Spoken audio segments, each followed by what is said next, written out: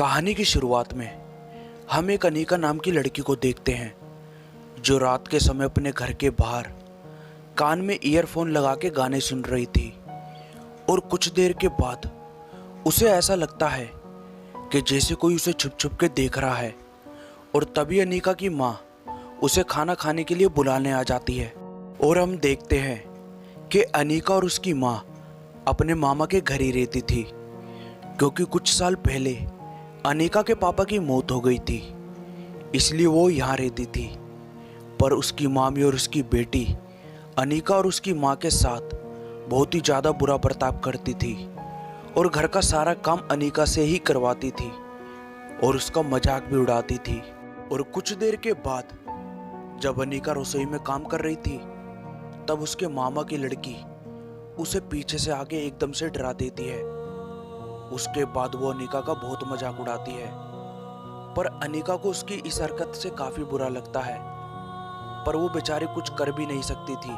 फिर रात को हम अनीका और उसकी माँ को कमरे में एक दूसरे से बातें करते हुए देखते हैं। अनीका की माँ अनीका की चोटी बना रही थी और उनकी बातों से हमें पता चलता है वो दोनों मजबूरी में यहाँ रह रही थी बेचारी। फिर थोड़ी देर के बाद दोनों माँ बेटी सो जाती है।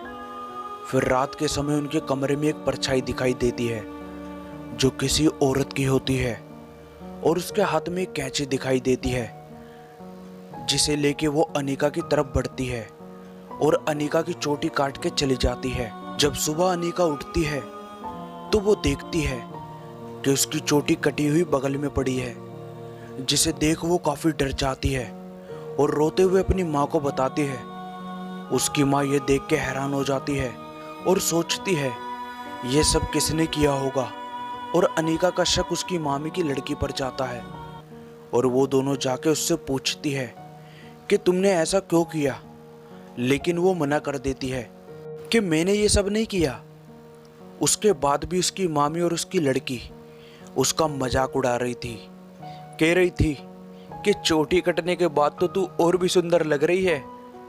और अनीका रोते हुए वहां से चली जाती है। फिर उसकी माँ कुछ देर बाद अनीका के कमरे में जाती है तो उसे अनीका का बर्ताव पहले से काफी बदला हुआ लग रहा था और उसने अपनी कटी हुई चोटी हाथ में पकड़ रखी थी, जिसके बाद उसकी माँ उसके हाथ से वो चोटी ले लेती है और तभी उस चोटी में आग लगने लगती है। डर के मारे उसकी माँ के हाथ से वो चोटी जमीन पर गिर जाती है और वो चोटी पूरी तरह जल जाती है। उसके बाद हम उस चुड़ैल को देखते हैं जो अनीका की चोटी लेके उस पर जादू टोना कर रही होती है। जब रात को अनीका और उसकी माँ सो रही होती है तो उसकी माँ को एक भयानक सपना दिखाई देता है, जिससे वो डर के मारे नींद से उठ जाती है और वो देखती है कि अनीका उसके कमरे में नहीं है।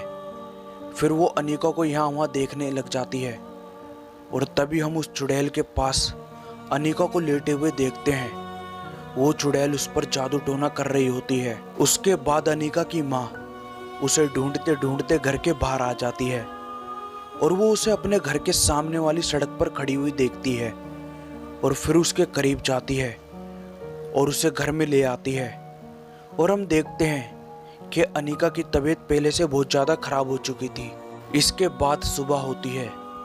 अनीका अपने आप को रात से काफ़ी अच्छा महसूस करती है और वो वॉशरूम में ब्रश करने जाती है, लेकिन तभी उसे शीशे में अपने पीछे एक भयानक चुड़ैल नजर आती है और वो काफ़ी डर जाती है, क्योंकि उस चुड़ैल ने अनीका पर जादू टोना कर रखा था। इसके बाद अनीका अपने कमरे में जाकर तैयार होती है और काले कपड़े पहन के काली बिंदी और काली लिपस्टिक लगा लेती है। तभी वहाँ कमरे में अनीका की माँ आ जाती है और उसे देख के हैरान हो जाती है और कहती है, बेटा तू ठीक तो है ना? वो बोलती है, हाँ माँ मैं ठीक हूँ। फिर वो बाहर काला बैग लेके जा रही होती है।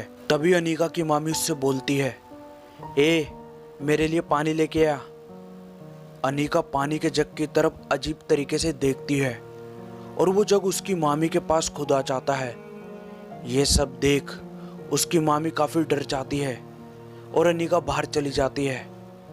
बाहर उसे उसकी मामी की लड़की मिलती है जो उसका मजाक उड़ाने लगती है और उसके साथ उसका दोस्त भी होता है।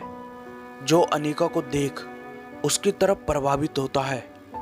लेकिन उसकी मामी की लड़की अपने दोस्त को लेके घर में चली जाती है। फिर हम देखते हैं अनीका कॉफ़ी कैंटीन में बैठी होती है और उसके पास उसकी माँ का फ़ोन आता है और वो पूछती है, बेटा तू ठीक तो है ना? तेरी मामी बता रही थी तेरे अंदर किसी आत्मा की शक्ति है। लेकिन वो बोलती है, माँ मैं ठीक हूँ और मैं आपको बाद में कॉल करती हूँ। तभी उसके पास उसकी मामी की लड़की का दोस्त काले फूल और केक लेके आता है और उससे कहता है, क्या तुम मेरी गर्लफ्रेंड बनोगी? तब अनीका वो केक का डब्बा खोलती है तो उसमें से काला पाउडर सा निकल के उसके मुंह पर लग जाता है और उसे बाद में पता चलता है कि वो मजाक कर रहा था। जिसके बाद अनीका को बहुत गुस्सा आता है और वो उस लड़के को अपनी काली शक्ति से हवा में उड़ा के दूर फेंक देती है।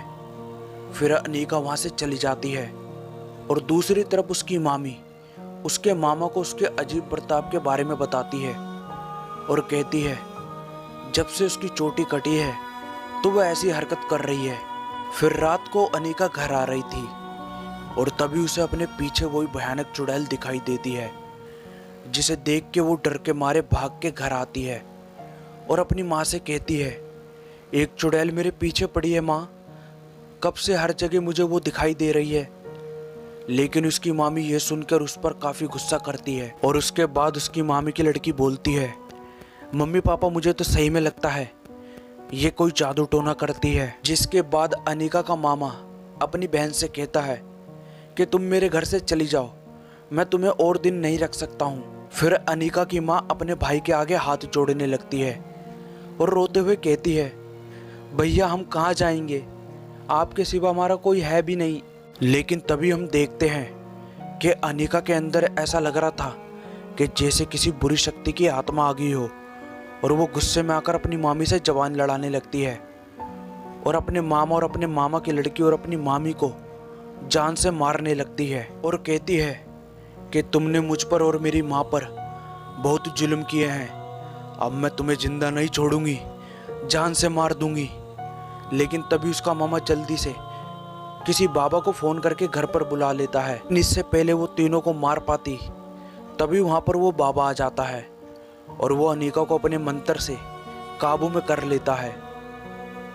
और अनीका की माँ रोते हुए बाबा से कहती है, बाबा जरा देखिए ना मेरी बेटी को क्या हुआ है। तब बाबा बताता है कि तुम्हारी बेटी धीरे धीरे चुड़ैल बनती जा रही है और बाबा उसे मंत्र पढ़कर अपने साथ ले जाता है। और अनीका की माँ रोते हुए अपनी बेटी को बचाने के लिए पीछे चली जाती है बाबा के। तब बाबा मंदिर में जाके अनीका की माँ को बताता है कि तुम्हारी बेटी को चोटी काटने वाली चुड़ैल ने अपने वश में कर लिया है और वो इसे चुड़ैल बना के ही रहेगी, क्योंकि वो चुड़ैलें कमज़ोर लोगों पर ही अपना जादू टोना करती है और उन्हें चुड़ैल बनने पर मजबूर कर देती है।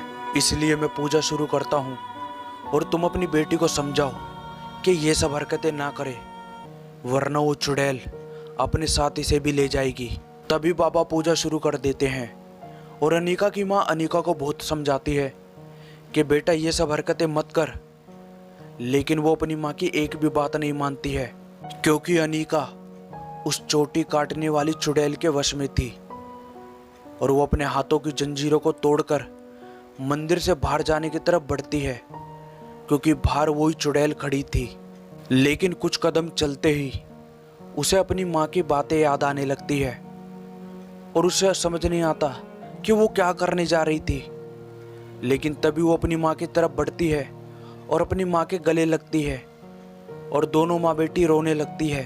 आखिरी में माता रानी की कृपा से अनीका की जान बच गई थी। तो दोस्तों ये कहानी आपको कैसी लगी हमें कमेंट करके ज़रूर बताएं और वीडियो को लाइक और चैनल को सब्सक्राइब जरूर करें। मिलते हैं अगली कहानी में।